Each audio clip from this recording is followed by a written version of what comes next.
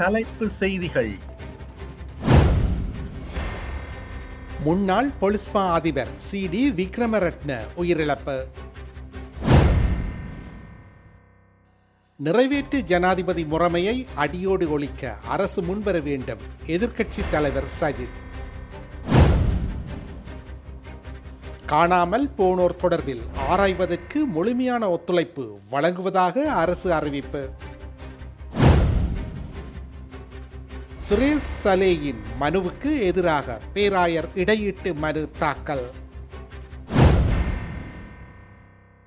Libya அருகே அகதிகள் சென்ற படகு கடலில் கவிழ்ந்து விபத்து, 50 பேர் மாயம். விரிவான செய்திகள். முன்னாள் பொலிஸ்மா அதிபர் சி.டி. விக்ரமரட்ன உயிரிழந்துள்ளதாக தகவல்கள் வெளியாகியுள்ளது.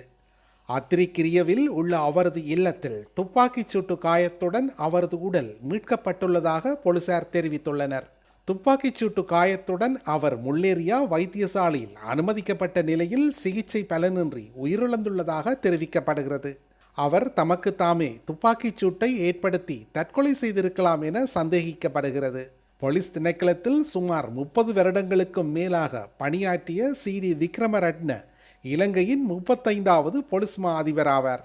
உயிர்த்த ஞாயிறு தாக்குதல் சம்பவத்தை அடுத்து பொலிஸ்மா அதிபராக இருந்த பூஜித் ஜெயசுந்தர கட்டாய விடுமுறையில் அனுப்பப்பட்ட நிலையில் பதில் பொலிஸ்மா அதிபராக சி.டி. விக்ரமரட்ன நியமிக்கப்பட்டார்.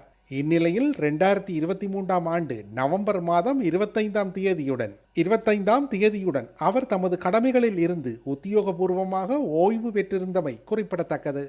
ஜனநாயகத்தின் தூண்களாக விளங்கும் நீதிமன்றத்தின் சுயாதீனத்தில் தலையிடுவதை தவிர்த்து ஜனநாயகத்தை வலுப்படுத்தும் வகையில் நிறைவேற்று அதிகாரம் கொண்ட ஜனாதிபதி முறைமையை ஒழிக்க அரசு முன்வர வேண்டும் என்று எதிர்க்கட்சித் தலைவர் சஜித் பிரேமதாச வலியுறுத்தினார். நிறைவேற்றுத்துறை, சட்டத்துறை மற்றும் நீதித்துறை ஆகியன ஜனநாயகத்தின் 3 தூண்கள் என்றும் நாட்டில் ஜனநாயகத்தை பாதுகாப்பதில் நீதித்துறை மிக முக்கிய வகிபாகத்தை ஆற்றி வருகிறது என்றும் அவர் சுட்டிக்காட்டினார். சுயாதீன ஊடகங்களும் சிவில் சமூகமுமே ஏனைய 2 முக்கிய தூண்கள் என்றும் அவர் குறிப்பிட்டார். இவ்வாறான சூழலில் தற்போதைய அரசு நீதிமன்றத்திற்கு பாரிய அழுத்தங்களை பிரயோகிப்பதாக குற்றம் சாட்டிய எதிர்க்கட்சி தலைவர் உயர் நீதிமன்ற நீதியரசர்களின் ஓய்வு பெறும் வயதை அதிகரித்தல் மற்றும் உயர் நீதிமன்றங்களில் நிலவும் நீதியரசர்களின் வெற்றிடங்களை நிரப்பாது விடுதல் போன்ற செயற்பாடுகள் நீதித்துறையின் சுதந்திரத்திற்கு விடுக்கப்படும் சவால்கள் என்றும் தெரிவித்துள்ளார். நீதியரசர்களை நியமிக்காது வெற்றிடங்களை வைத்திருப்பது நீதிமன்றத்தின் மீதான மறைமுக அழுத்தமாகும் என்றும் குறிப்பிட்ட அவர், சட்டத்தின் ஆட்சி மற்றும் நீதியை நிலைநாட்ட ஐக்கிய மக்கள் சக்தியும் ஐக்கிய மக்கள் கூட்டணியுடன் உறுதியுடன் இருக்கின்றன என்றும் தெரிவித்தார். இது தொடர்பில் ஊடகங்களிடம் அவர் மேலும் கூறுகையில், ஜனநாயகத்தையும் நீதிமன்றத்தையும் சீர்குலைக்காது நிறைவேற்று ஜனாதிபதி முறைமையை ஒழிக்கக்கூடிய புதிய அரசமைப்பொன்றை உருவாக்குவதே தற்போதைய தேவையாகும். மக்கள் எமக்கு வழங்கிய ஆணையும் ஜனாதிபதி முறைமையை ஒழித்து ஜனநாயகத்தை வலுப்படுத்துவதற்கேயாகும். இந்த மக்கள் ஆணையை நிராகரிப்பது மக்களின் அடிப்படை மனித உரிமைகளை மீறும் செயலாகும் என தெரிவித்தார். செம்மணி மனித புதைக்குழி விவகாரம் உட்பட நாட்டின் அனைத்து பகுதிகளிலும் காணாமல் போனோர் தொடர்பான உண்மைத்தன்மையை கண்டறிவதற்கு அரசு தரப்பிலிருந்து முழுமையான ஒத்துழைப்பு வழங்கப்படும் என்று நீதி அமைச்சர் சட்டத்தரணி அர்ஷன நாணயக்கார தெரிவித்துள்ளார். அரசு தொலைக்காட்சிக்கு வழங்கிய நேர்காணல் ஒன்றிலேயே அவர் இதனை குறிப்பிட்டுள்ளார். தேசிய நல்லிணக்கத்தை கட்டியெழுப்புவது தற்போதைய அரசின் முக்கிய நோக்கம் என்று தெரிவித்த நீதி அமைச்சர், ஜனாதிபதி அனுரகுமார திசாநாயக்க அனைத்து மக்களுக்கும் பொதுவானவர் என்று சுட்டிக்காட்டியுள்ளார். வரலாற்றில் முதன்முறையாக தற்போதைய அரசுக்கு வடக்கு மக்களிடமிருந்து பலத்த ஆதரவு கிடைத்துள்ளது என்றும் காணி விடுவிப்பு உள்ளிட்ட பல வழிகளிலும் நல்லிணக்கத்தை எட்டுவதற்கான நடவடிக்கைகள் முன்னெடுக்கப்பட்டு வருகின்றன என்றும் அவர் குறிப்பிட்டுள்ளார். வடக்கு மற்றும் தெற்கு என்று இரு தரப்பிலும் தமது உறவுகளுக்கு என்ன நடந்தது என்று தெரியாது பெற்றோர்கள் இன்றும் கண்ணீர் வடிக்கும் நிலை நீடிக்கின்றது. இந்த வேதனையை தீர்க்க அரசு முன்னுரிமை அளிக்கின்றது என்றும் அவர் தெரிவித்துள்ளார். நாங்கள் ஆட்சிக்கு வரும்போது காணாமல் போனோர் பற்றிய அலுவலகத்தில் போதிய ஆளணி வளம் இருக்கவில்லை. நாம் உடனடியாக புதிய ஆட்சேர்ப்புகளை செய்து 60 பேரை இதுவரை இணைத்துள்ளோம்.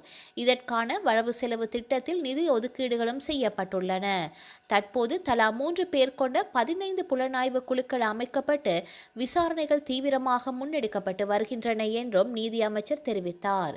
இதன் மூலம் நிலுவையில் உள்ள 11,000 முறைப்பாடுகள் தொடர்பான விசாரணைகளை அடுத்த 2 வருடங்களுக்குள் நிறைவு செய்ய எதிர்பார்ப்பதாகவும் அவர் தெரிவித்துள்ளார்.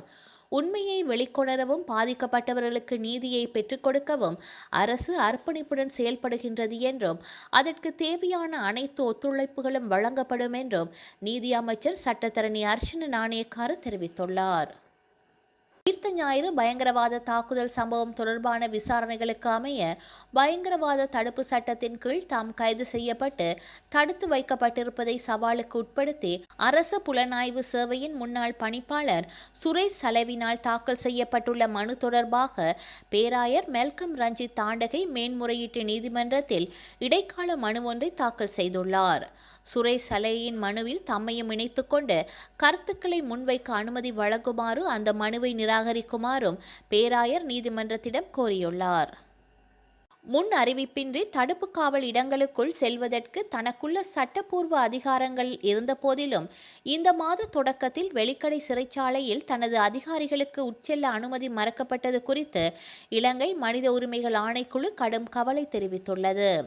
ஜூலை மாதம் 7ஆம் திகதியன்று ஆணைக்குழுவின் அதிகாரிகள் சிறைக்குள் நுழைய மறுக்கப்பட்ட சம்பவத்தை தொடர்ந்து HRCSL தலைவர் நீதிபதி LTB தெனியாய தலைமையில் ஜூலை மாதம் 14ஆம் திகதியன்று நடைபெற்ற கூட்டத்தில் இவ்விடயம் கலந்துரையாடப்பட்டது. HRCSL-இன் படி சிறைச்சாலைக்குள் நிலவும் நிலையற்ற பாதுகாப்பு சூழல் காரணமாக அனுமதி மறுக்கப்பட்டதான சிறை அதிகாரிகள் தெரிவித்தனர். இந்த சூழ்நிலைகள் குறித்து ஆணைக்குழுவின் அதிகாரிகளுக்கு தெரிவிக்காதது குறித்து அதிகாரிகள் வருத்தம் தெரிவித்ததோடு இது போன்ற சம்பவம் மீண்டும் நிகழாது என்றும் உறுதியளித்துள்ளனர். இருப்பினும் வழங்கப்பட்ட விளக்கத்தில் தங்களுக்கு திருப்தி இல்லை என்று ஆணைக்குழு கூறியதுடன் 1996ஆம் ஆண்டின் 21ஆம் இலக்க இலங்கை மனித உரிமைகள் ஆணைக்குழு சட்டம் முன் அறிவிப்பின்றி எந்த நேரத்திலும் தடுப்பு காவல் இடங்களுக்கு நுழைய தனக்கு அதிகாரம் அளிக்கின்றது என்பதையும் சுட்டிக்காட்டியது. கூட்டத்தின் போது நீர்கொழும்பு சிறையிலிருந்து மாற்றப்பட்ட கைதிகளுக்கு எதிரான பழிவாங்கும் நடவடிக்கைகள் குறித்த குற்றச்சாட்டுகள் குறித்தும் மனித உரிமைகள் ஆணையம் கவலை எழுப்பியது. சித்திரவதை, மருந்து சிகிச்சை மறுப்பு, கைதிகளின் இருப்பிடம் குறித்து குடும்பத்தினருக்கு தெரிவிப்பதில் தாமதம் மற்றும் தண்டனை காலத்தை ஏற்கனவே முடித்த கைதிகளை தொடர்ந்து காவலில் வைத்தல் ஆகியவை இந்த குற்றச்சாட்டுகளில் அடங்கும். நீர்கொழும்பு சிறையில் நடந்த வன்முறையை தொடர்ந்து காவலில் சித்திரவதை, கொடுமை மற்றும் மரணங்கள் நிகழ்ந்ததாக கூறப்படும் குற்றச்சாட்டுகள் குறித்த தனது தற்போதைய விசாரணைக்கு முழுமையாக ஒத்துழைக்குமாறு வெலிக்கடை சிறை அதிகாரிகளுக்கு ஆணையம் உத்தரவிட்டது. மேலும் சிறைச்சாலை அதிகாரிகள் தடுப்பு காவல் இடங்களை அணுகுவதற்கான ஆணையத்தின் சட்டப்பூர்வமான உரிமை மதிக்கப்படுவதை உறுதி செய்யவும், மாற்றப்பட்ட கைதிகளுக்கு எதிரான பழிவாங்கும் நடவடிக்கைகளை தடுக்கவும், கைதிகளின் இருப்பிடம் குறித்து குடும்பத்தினருக்கு உடனடியாக தெரிவிக்கவும் மற்றும் தண்டனை காலத்தை முடித்த கைதிகளை உடனடியாக விடுவிக்கவும் அது பரிந்துரைத்துள்ளது.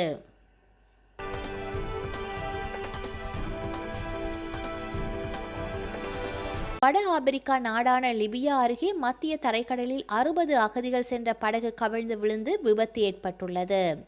ஆப்பிரிக்கா மற்றும் மத்திய கிழக்கு நாடுகளிலிருந்து ஐரோப்பிய நாடுகளுக்கு சுமார் 60 அகதிகளை ஏற்றிக்கொண்டு புறப்பட்ட படகு கடந்த செவ்வாய்க்கிழமை லிபியாவின் கிழக்கு கடலோர நகரான தோப்ரூக் அருகே உள்ள பர்தா தீவுக்கு அருகே கவிழ்ந்து விபத்து நேரிட்டுள்ளது. இதில் பெண்கள் மற்றும் குழந்தைகள் உட்பட குறைந்தது 50 பேர் உயிரிழந்துள்ளனர் அல்லது மாயமாகியுள்ளனர் என்று லிபிய கடலோர காவல்படை அதிகாரிகள் தெரிவித்துள்ளனர். அவர்கள் உயிரோடு இருக்க வாய்ப்பில்லை எனவும் தெரிவிக்கப்படுகின்றது. விபத்தில் சிக்கியவர்களில் 10 பேர் மட்டும் எப்படியோ நீந்தி பர்தா தீவை அடைந்து உயிர் தப்பியுள்ளனர். கடலில் மூழ்கிய மற்ற அகதிகளை தேடும் பணிகளை லிபிய கடலோர காவல் படையினர் தொடர்ந்தும் தீவிரமாக மேற்கொண்டு வருகின்றனர். ஐரோப்பிய நாடுகளில் புதிய வாழ்வை தேடி மத்திய தரைக்கடலை கடக்க முயலும் அகதிகளுக்கு லிபியா தொடக்க புள்ளியாக உள்ளது. கடந்த 2011ஆம் ஆண்டு நேட்டோ ஆதரவு பெற்ற புரட்சியின் மூலம் லிபியாவின் நீண்டகால அதிபரான கடாபி வீழ்த்தப்பட்டு கொல்லப்பட்டார். செய்யப்பட்டார்.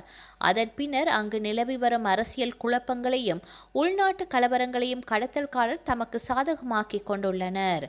ஆப்பிரிக்கா மற்றும் மத்திய கிழக்கு நாடுகளிலிருந்து வறுமை மற்றும் போர் காரணமாக ஓடிவரும் அகதிகளை ஐரோப்பியாவிற்கு அனுப்பும் முக்கிய மையமாக லிபியாவை மாற்றியுள்ளனர். அதிக பணத்தை பெற்றுக்கொண்டு தகுதியற்ற மற்றும் மிகவும் பலவீனமான சிறிய படகுகளில் நூற்றுக்கணக்கான அகதிகளை அடைத்து அனுப்புகின்றனர். இதனால் கடல் பயணத்தின் போது அடிக்கடி விபத்துக்கள் நேரிட்டு ஆயிரக்கணக்கானோர் பலியாகின்றமை குறிப்பிடத்தக்கது. நியூசிலாந்தின் தென்தீவு பகுதியில் 6.3 ரிக்டர் அளவில் சக்தி வாய்ந்த நிலநடுக்கம் ஏற்பட்டுள்ளது. இந்த கடுமையான நிலநடுக்கத்தால் கட்டிடங்கள் குலுங்கியுள்ளன. இதனால் மக்கள் பெரும் அச்சம் அடைந்துள்ளனர்.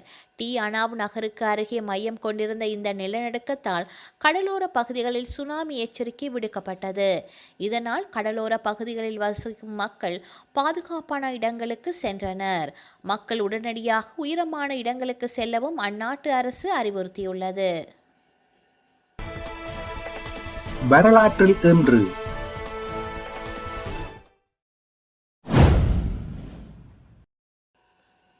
1975 அமெரிக்காவின் அப்பலோ விண்கலமும் சோவியத்தின் சோயூ விண்கலமும் விண்வெளியில் ஒன்றாக இணைந்தன. 2 நாடுகளின் விண்கலங்கள் ஒன்றாக இணைந்தது இதுவே முதற் தடவையாகும். 1979 இலங்கையில் பயங்கரவாத தடை சட்டம் நாடாளுமன்றத்தில் நிறைவேற்றப்பட்டது. அடுத்த 3 நாட்களில் 47 தமிழ் இளைஞர்கள் கைது செய்யப்பட்டனர். 1994 பிரேசில் இத்தாலியை வென்று உலக உதைப்பந்து உலக கிண்ணத்தை பெற்றது. 1996 நியூயார்க்கில் லாங் தீவில் பாரிஸ் சென்று கொண்டிருந்த போயிங் 747 அமெரிக்க விமானம் வெடித்து சிதறியதில் அதில் பயணம் செய்த 230 பேர் உயிரிழந்தனர். செய்திகளை உடனுக்குடன் தெரிந்து கொள்ள உடனே சப்ஸ்கிரைப் செய்து பெல் பட்டனை கிளிக் பண்ணவும்.